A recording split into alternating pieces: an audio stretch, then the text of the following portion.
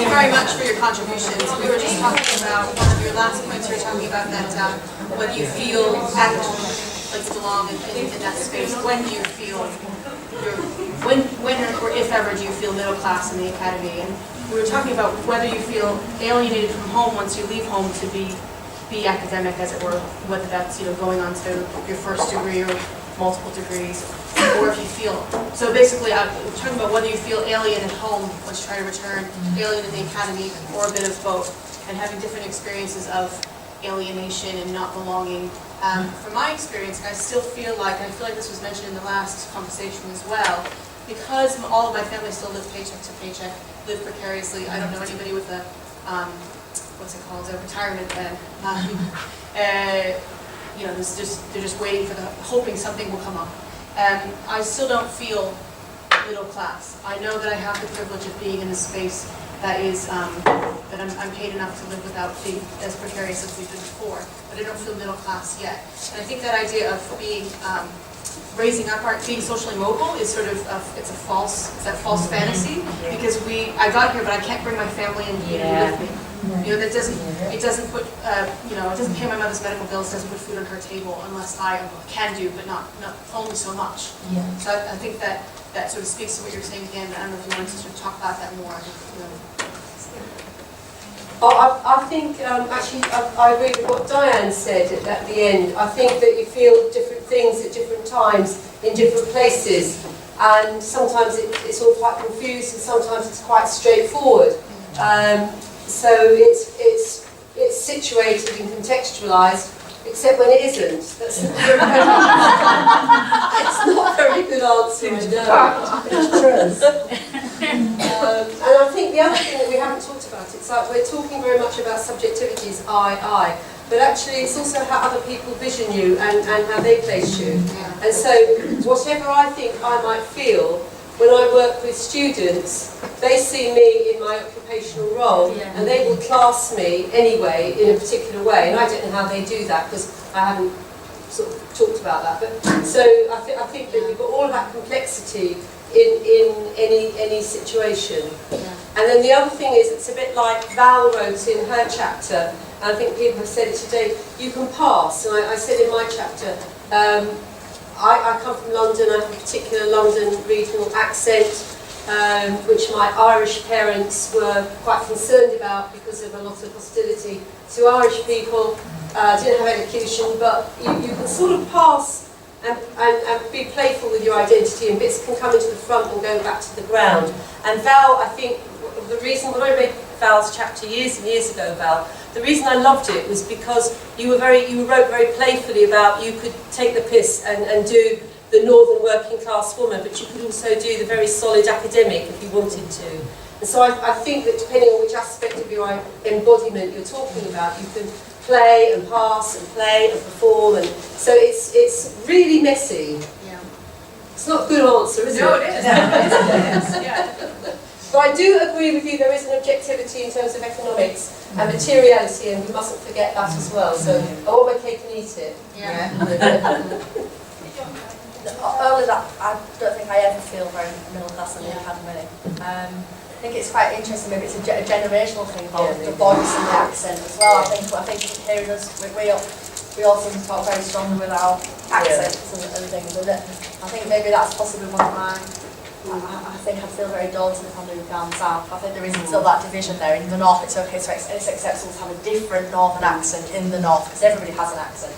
Even actually a lot of middle class people in the north have an accent anyway, and that enables them to play a little bit more with classes. And some of the participants in my own PhD, when I taught to them, it enabled them to sort of play around. But I don't think I could try and lose my accent. I don't think I could lose my accent if I tried. I think I'd sound very strange. Very strange than this, actually.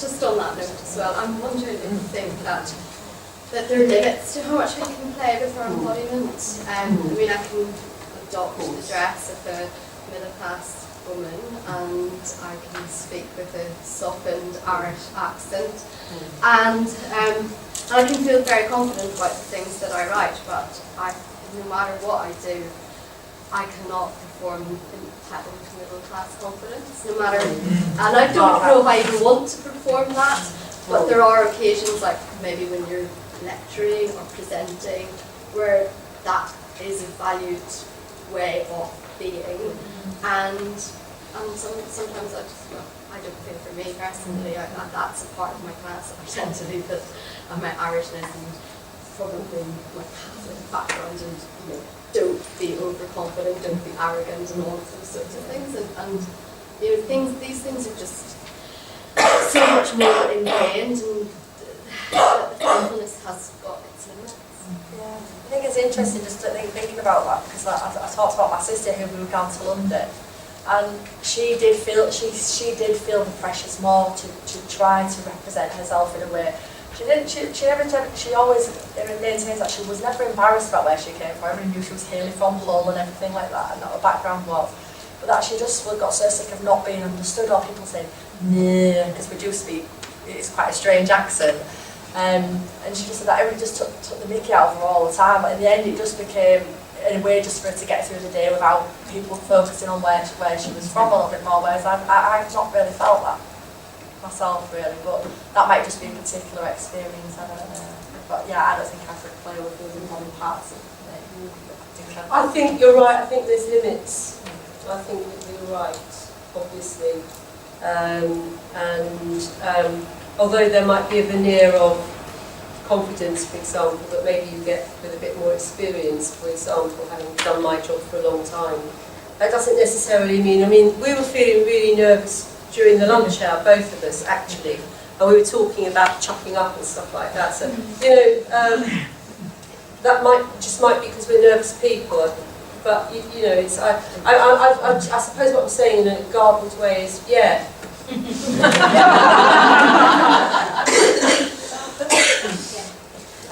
Just on the same point, I would say what we talk about a lot. I'm really glad you said that about how you present yourself, in terms of confidence, on your CV and stuff. I think that I know I really struggle to sell myself like that, even though I'm confident.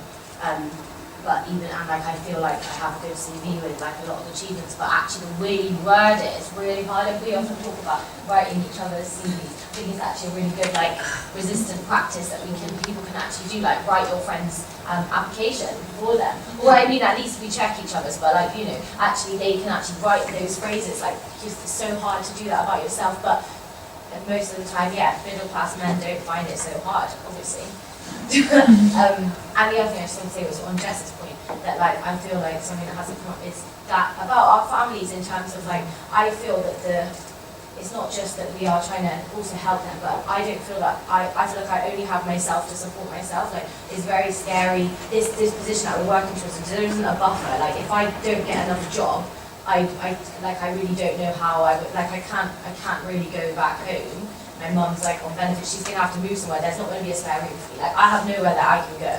So, obviously I have friends. I don't think that's going to happen, but I think it makes the decisions to where you're going to apply, what you're actually trying to do, and the risks that you can take. And we talk about that in our research of it as well, who has the privilege to take risks when they're making applications, and if you have time to wait for things to come up or not. So,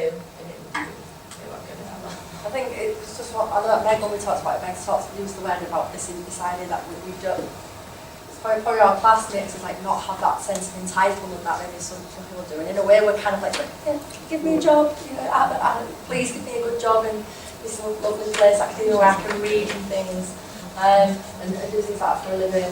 So I think it's quite a good point in terms of that we all seem to not all share that lack of confidence around that side of things. I think that point about the privilege to take risks is very telling, and it worries me now because I didn't become a contract researcher. I was a school teacher and quite well established, so I was a senior school teacher, so I got a job in teaching people to be a school teacher. So it was a vocational route, it wasn't to do with academia, so it's very different. And I think that for people coming off PhDs and looking to go into academic posts, it worries me, because if there are some people who don't have the privilege to take the risk, then they're just going to have to settle for what they can get, and it could be any job. And we know at the moment that very much looking at the American research on doctoral uptake, the majority of people now doing a PhD are called out of applying for academic posts because there just aren't academic posts. So you do a doctorate, that's very nice, but don't think you're going to get a job in higher education.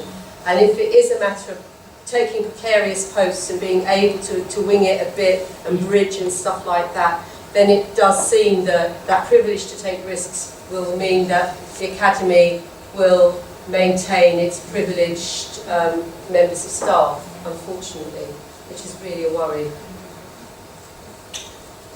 I think we're going to have to finish because it's 3 o'clock there, so are there reasons why maybe for some other questions later?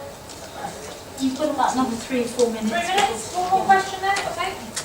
Yeah, I suppose I wanted to just build on those past comments about where you feel middle class and with Jess's comments. And I was wondering about this kind of thing about returning home and if you don't ever fully feel middle class in the academy, how do you feel at home and how do things like precariousness, having done, being first generation entrant, or you go away, you do all this learning, as my gran likes to say, when does it stop, when are you finished?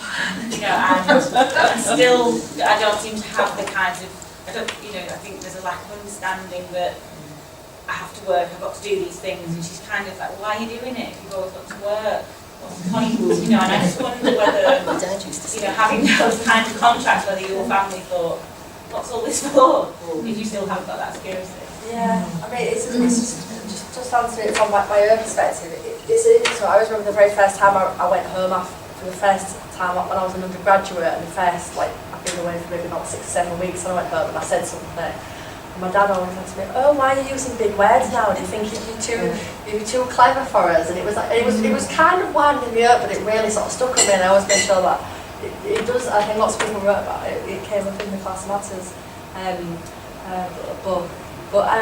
Yeah, so I think it was always something I was mindful of, and I think I always tried to really mediate that really, really carefully. I've never ever wanted to in any way make anybody in my family feel like I think I'm somehow better than them in any way, shape or form. So I think I've had to work quite hard at that, because you kind of become a bit enveloped in it. You do change, the vocab that you have access to does change. You do suddenly start finding yourself saying words that you might not have said before. So there's little bits of that do creep in, but sort of my family are still very, very working class, my brother works in a very working class occupation. His children are brought up very different alongside my children.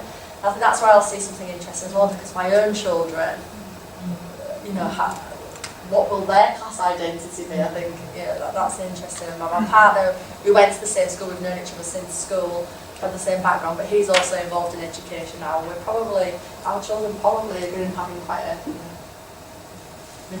very middle class background. The food that we give them to eat, the things that we do with them is very different, and I see that with my brother's children who play side by side, and we have to say, well, we don't do that, and they say, well, but my cousin does it.